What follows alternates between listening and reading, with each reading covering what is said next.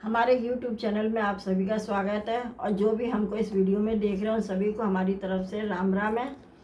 पिछले वीडियो में हमारे 275 दोहे यानी रामचरितमानस के 275 दोहे हमने पूरे पढ़ लिए थे, और जो इसके आगे के दोहे चौपाई है वो हम इस वीडियो में पढ़ेंगे। तो चलिए हमारे साथ रहिए और हमारा वीडियो देखते रहिए। लखन उत्तर आहुति सरिस भृगुवर क्रोप कुशान बढ़त देख जल सम बचन बोले रकुल भान।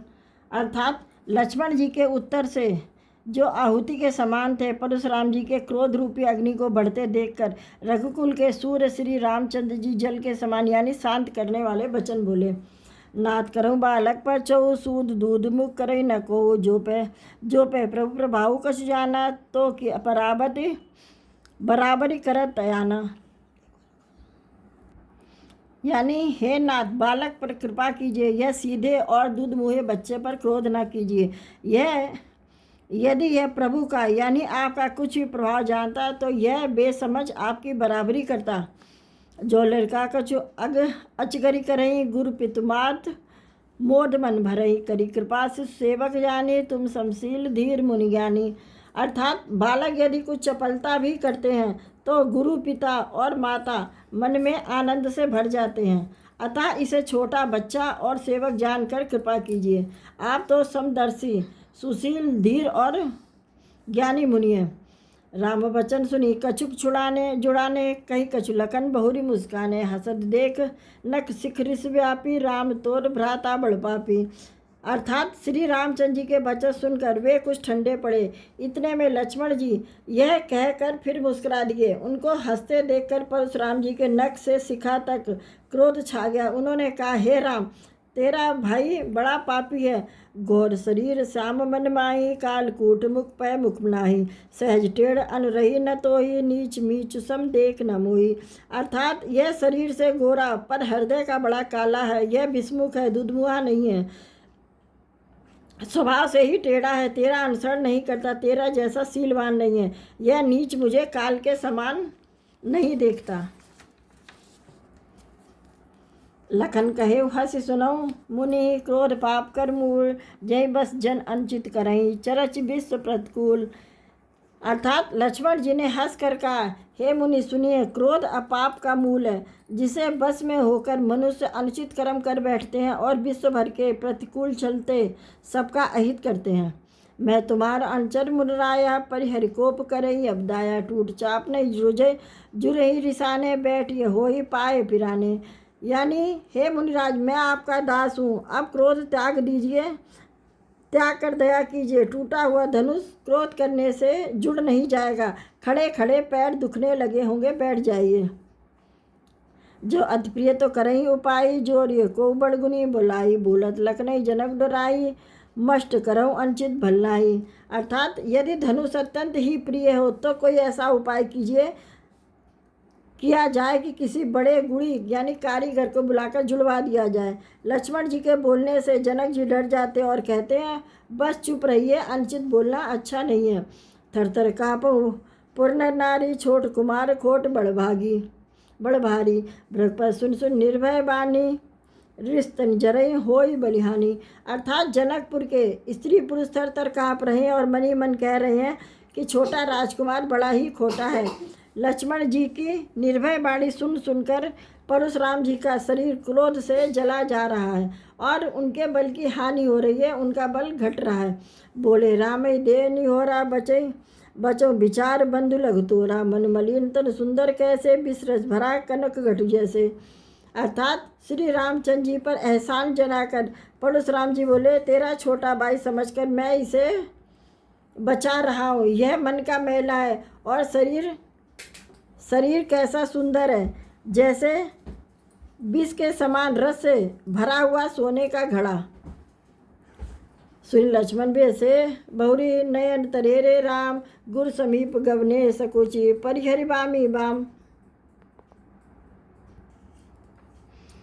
यानी यह सुनकर लक्ष्मण जी फिर हंसे। जब श्री रामचंद्र जी ने तिरछी नज़र से उनकी ओर देखा, जिससे लक्ष्मण जी सकचा कर विपरीत बोलना छोड़कर गुरु जी के पास चले गए। अति विनीत मृदु शीतल वाणी, बोले राम जोरी जुग पानी, सुनो लात तुम सहज सुजाना, बालक बचन करे नहीं काना।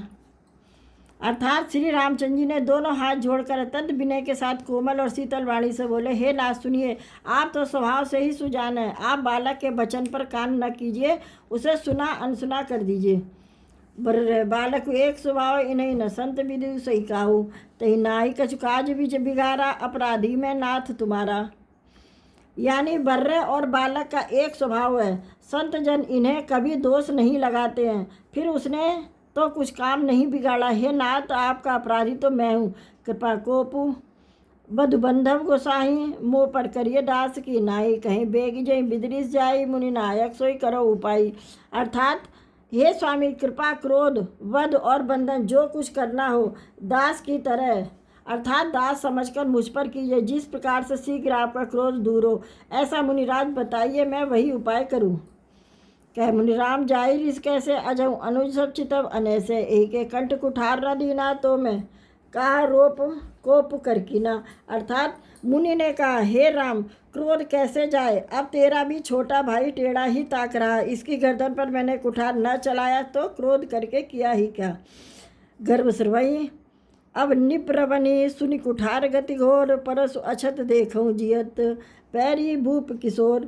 अर्थात मेरे जिस कुठार की घोर करनी सुनकर राजाओं की स्त्रियों के गर्भ गिर पड़ते हैं, उसी फरसे के रहते मैं इस शत्रु राजपुत्र को जीवित देख रहा हूँ। भय न हाथ दही रिस छाती, बा कुठार कुंठित नृपघाती, भयम बाम विधि भिरेऊ स्वभाव, मोरे हृदय कृपा कसिकाऊ। अर्थात हाथ चलता नहीं, क्रोध से छाती जली जाती है, राजाओं का ये घातक यह कुठार भी कुंठित हो गया, विधाता विपरीत हो गया, इससे मेरा स्वभाव बदल गया है, नहीं तो भला मेरे हृदय में किसी समय भी कृपा कैसी। आज दया दुख सहु दुसह सहावा, सुनि सौमित्र बिहसी सिरुनावा, बाऊ कृपा करति मूर्ति अनुकूला, बोलत बचन झरस अनुकूला। अर्थात आज दया मुझे यह दुसह दुख सहा रही है। यह सुनकर लक्ष्मण जी ने मुस्कुराकर सिर नवाया और कहा, आपकी कृपा रूपी वायु भी आपकी मूर्ति के अनुकूल ही है। वचन बोलते हैं मानो फूल झड़ रहे हों।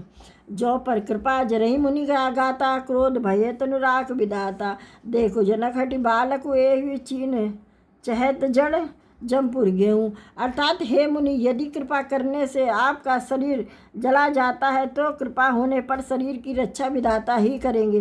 परशुराम जी ने कहा, हे जनक, देख यह मूर्ख बालक हट करके यमपुरी में घर यानी निवास करना चाहता है।